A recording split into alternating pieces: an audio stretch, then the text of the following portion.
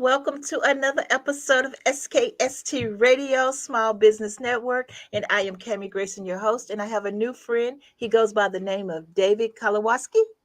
Kolakowski, close enough. Kolakowski. Well, I knew I shouldn't even took that chance. Hi, David. Welcome to the show. It's great to be here. Well, thank you. So you have this fantastic business, and you are someone that we need to know, and you need to tell us who you are and what you do. That's right. I actually work with companies and help them figure out a way to make more money. That's a pretty simple thing, right? So I take a look at what they're doing. A lot of people go into business and they're really great at something, but they don't know all the pieces of it. So especially in a recession, I try to help them figure out where it is that they can find more opportunities to put more profit in the bottom line, so then they can expand. So nice. I have a CPA background for 12 years. I worked in some big companies in Silicon Valley, California. Mm-hmm. I've been here in the New York area for 20 years now, and I've been running a software company. I was also a VP in an insurance company for many years. So I bring a lot of different experience to help these small and medium businesses to figure out where they can find the additional revenue and additional profit. So wow. That's what I do. Okay, so how do you find it though? I mean, if they don't have it, how do you find it? Is it something they're missing?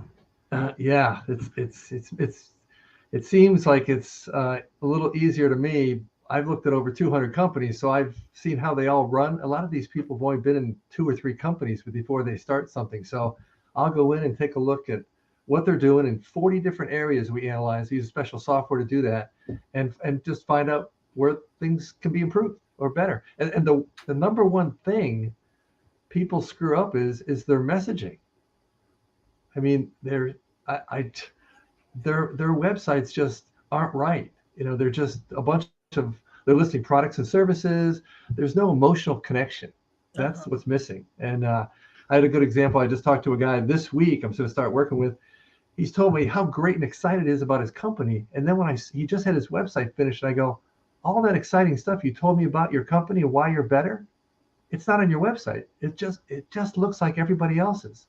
Oh. And he goes, oh, you mean I should be different? I go, yeah, nobody likes to be the same. Exactly.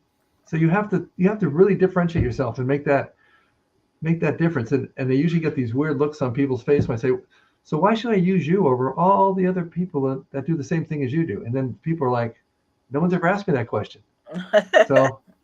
So we have a program I go through. It's like 6 weeks just to get that message down, so that when they go out and meet somebody, it comes off the tip of their tongue, and these people go, I want to use you. I don't want to use anyone else. That's the thing, that first thing we do with people. Okay. And that's what's missing.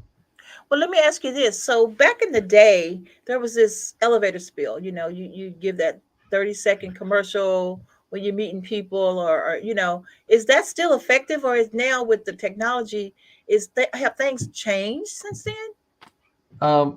They have changed, but the concept is a little different. When people go to networking groups, they'll say, I have to introduce myself. They say, they'll ask the curator, the facilitator, what do I say? Well, just tell them your company, your name, your products and services, and sit down. I go, that's not going to connect with anybody. Right. You've got to tell them a story. Tell them some emotional reason why they should use you. So I had this one woman stood up in this one group I saw, and she said, does your vacuum cleaner suck? And everybody's like, what? She goes, if it doesn't, call my husband. He fixes them. And that connection was so different from everybody else who just got up and says, my name is, I'm a financial advisor. Call me if you need some wealth management. I'm like, that's boring. So be creative, be emotional, connect with your audience. That's where the key is. So nice. Okay, so David, so now we got you, and you're coaching us. So what happens once you let us go? When you let the little bird fly away, what happens? That's interesting. because I just got a call back from somebody I worked with 3 years ago that I worked with them for a while, got them to get that message out there, got them some new business. They started growing and they said, we got this figured out. We don't need you anymore. And they just called me like and says, okay, we got off the rails again. We need you to come back and put us back on the rails.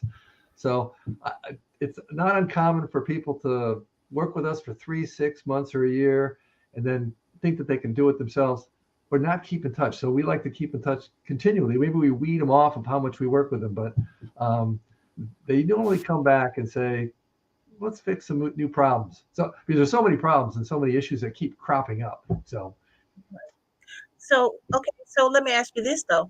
Does it get frustrating when you working with a business owner who really don't know or really don't have that knowledge that you might have thought they had, and then you like to have to pretty much babysit them and handhold them through this whole experience? that's what I do. But they have the knowledge of why they're in business and why they're good. They just don't know how to say it, or they don't know how to market it. They don't know how to get Okay. it. They don't have to do these other things.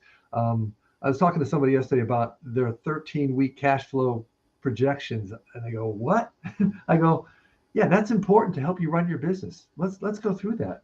So there's a lot of different pieces that they can look at, and I don't look at them as not knowing. It's not they're not there yet. So Right. that's why I'm trying to Well, get you them don't there. know what you don't know too. Yeah, So, I get that that's concept right. too.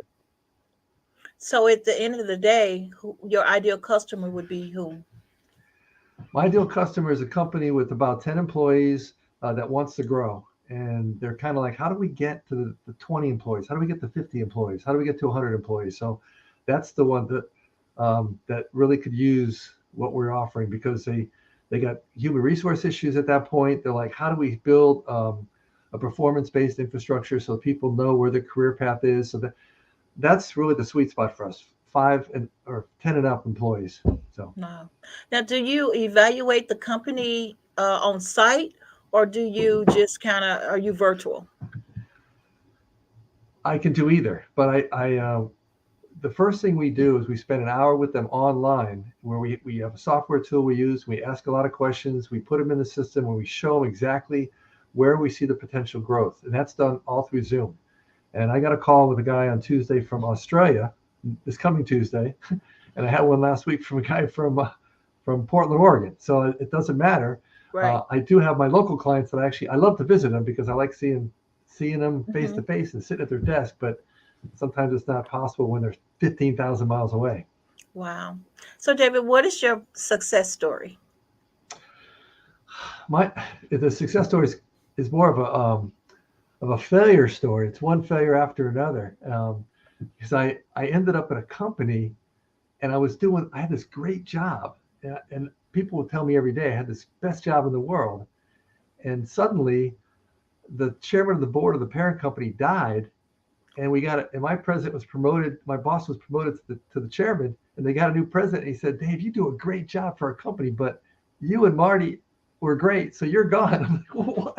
I go, "Why am I gone?" I go, "I don't want you looking over my shoulder."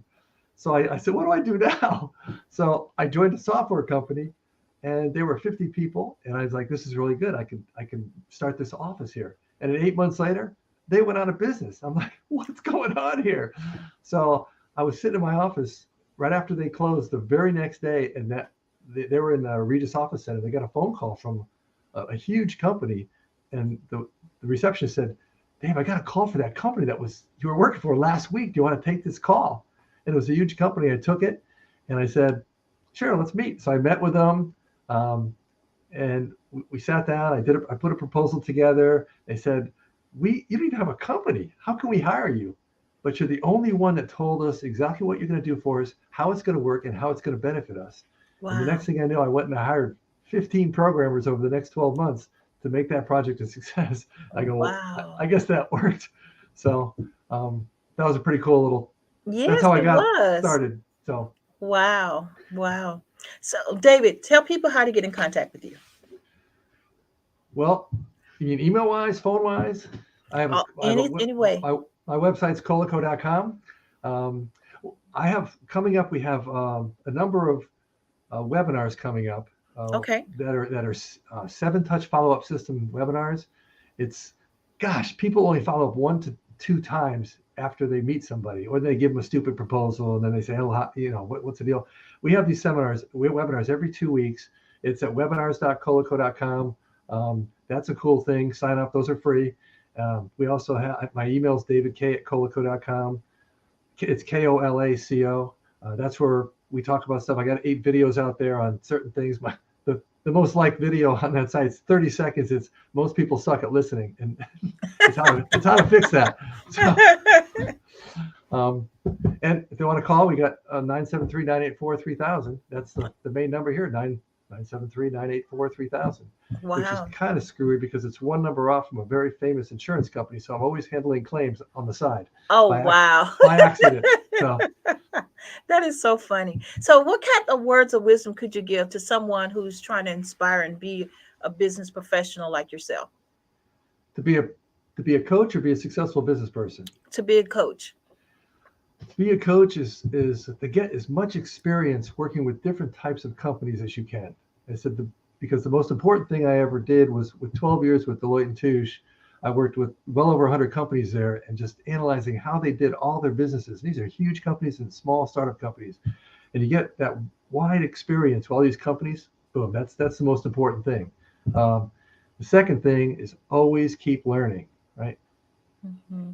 And get a coach or a trainer. Go to some of these. There's a lot of free stuff and a lot of low cost coaches out there that provide some training just to teach you how to structure your message, how to put together your coaching program. Mm-hmm. Those are important things to get structured. Otherwise, you just can't wander around and do it yourself. So Right. Well, that's some good wisdom. I mean, I feel like what you're doing is going to impact several companies and businesses and get them where they need to be. So I feel like you're going to impact a lot of lives. So thank you so much for doing what you do. Well, thank you. As is my future success is tied up in all of my clients' success, right? I have nothing without them. So Wow. So tell people again how to get in contact with you. All right, the website is Kolakowski.com, which is KOLACO.com. My email is davidk@kolakowski.com, and the main number here, 973-984-3000. Wow. Thank you, David. Thank you so much for being on the show. I appreciate your time, and man, I love it. Absolutely love it. So keep doing what you do, sir.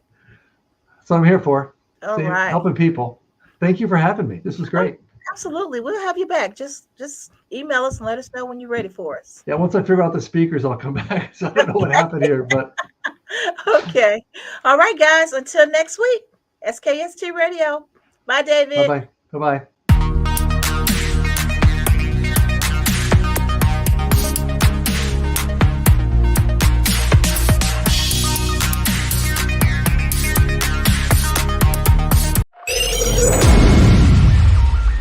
You're watching SKST Radio.